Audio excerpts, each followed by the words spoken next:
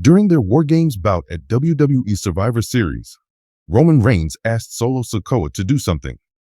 The second party, however, declined and ended up paying a hefty penny for it. The ex-NXT North American champion pilfered the OTC's The Bloodline and ran with it. As a consequence, the current group faced off against the original in a War Games battle, with each team fielding 5 players. As an additional member of each side, Raw superstars CM Punk and Bronson Reed were also inserted into the match. Throughout the course of the bout, Roman Reigns eliminated 4 competitors from Solo Sikoa's squad. The leader of Bloodline 2.0 was encircled by all 5 babyfaces in the ring, with no one to assist him and nowhere to escape. Something out of character happened to the former undisputed WWE champion. In response to Reigns' plea, Sikoa attempted to grab the Samoan spike while muttering something about becoming the tribal chief. At that point, the USOs delivered a pair of super kicks, and Sami Zayn swiftly followed with a hell of a kick. Roman Reigns ultimately won it for his side by spearing Solo Sikoa. The arena was electric with the anticipation of what was to come. With the 2 towering cages enclosing anarchy, Survivor Series, War Games had intensified to a boiling point. One faction, headed by Roman Reigns and the powerful Bloodline, was ready to impose their will on another WWE event. On the other side, there's a group of rivals who are hell-bent on seizing control of the situation. As usual, the unpredictable dynamics inside the Bloodline intensified the drama. With his title belt shining on the table beside him, Roman Reigns sat in the team's improvised dressing room. He seemed used to having complete command over his surroundings. His countenance was still and inscrutable. However, tonight there was an understated tightness in his expression, something that an outsider would have a hard time picking up on. Winning wasn't the only goal. Maintaining the Bloodline's integrity was paramount. Standing in the corner of the room, Solo Sikoa's huge bulk cast an ominous shadow. Though his devotion to Roman remained unfaltering, he could feel that the conflict that would unfold tonight would need a different approach. When Roman and Solo locked gazes, the tribal chief spoke forward to break the awkward moment. "Solo, I desire that you pay close attention," Roman said, his voice quiet but determined. "This isn't your average match. It's about more than simply winning. Making sure the world knows who we are and why the Bloodline is untouchable is our top priority." With his mouth clenching, Solo gave a nod. Even without a speech, Roman could feel the seriousness of the situation. Roman's intense stare suggested that there was going to be a defining event in the future. At this very second, everything may come apart, and we are on the brink of disaster. I will expect you to take charge without hesitation when that time arrives. You fulfill all my requests and speak all my words. Can you get what I'm saying?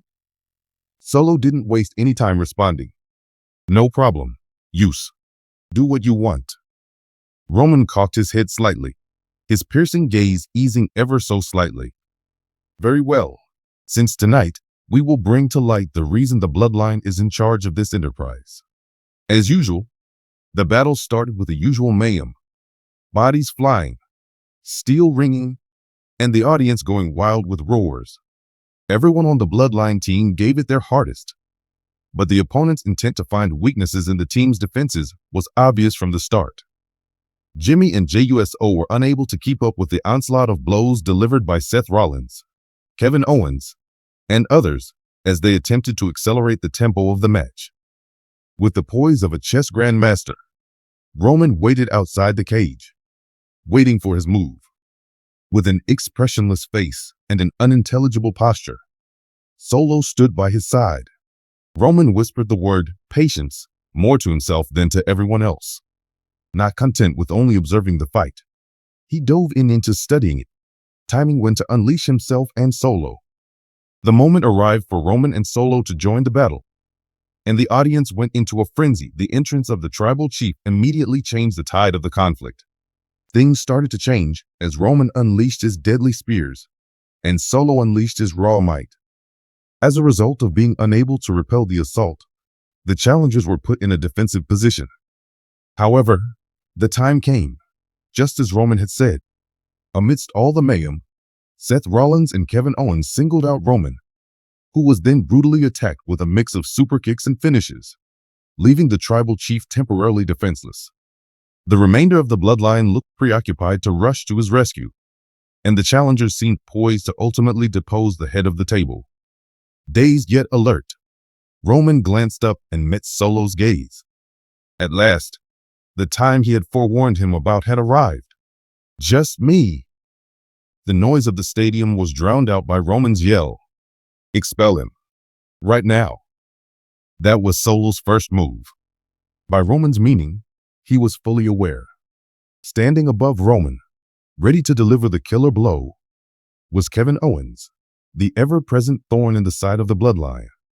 Owens was sent tumbling against the cage wall with a vile thud as Solo's enormous bulk slammed into his. Nevertheless, Roman had more in store. While Seth Rollins was rousing the challengers, he stumbled to his feet and pointed at Rollins. Yes, Solo. He too. Wrap it up. After turning his focus to Rollins, Solo stunned the audience with a resounding Samoan spike. Quick and merciless, Solo had put the bloodline back in charge. Solo began to carry out Roman's orders with an almost mechanical level of accuracy as the match progressed. Everyone blindly obeyed every command and directive. However, Solo felt a nagging idea or a murmur of uncertainty bubbling up from inside. Did he only exist to serve the bloodline, to impose Roman's will regardless of his own aspirations? Underneath the excitement and mayhem of the match, the idea vanished as fast as it had come. Roman landed the decisive hit, pinning his opponent after a vicious spear. When the bell sounded, it was the bloodline's triumph, and the audience went wild with a mixture of boos and shouts. With his title held aloft, the tribal chief stood strong as the remainder of the bloodline reassembled around him.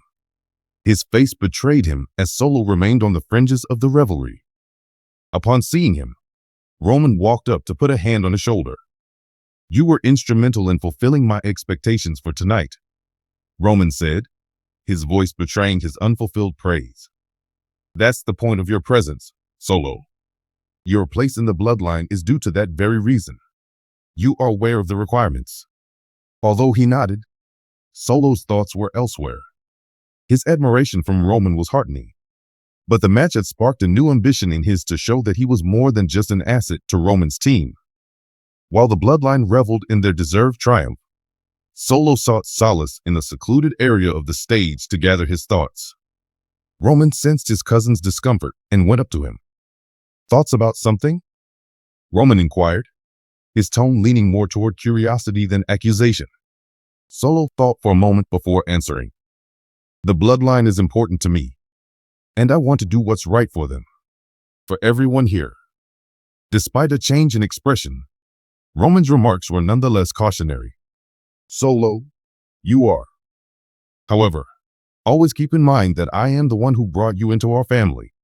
This is because I saw a quality in you. Keep it in mind at all times. Even as Solo nodded, a hint of uncertainty persisted.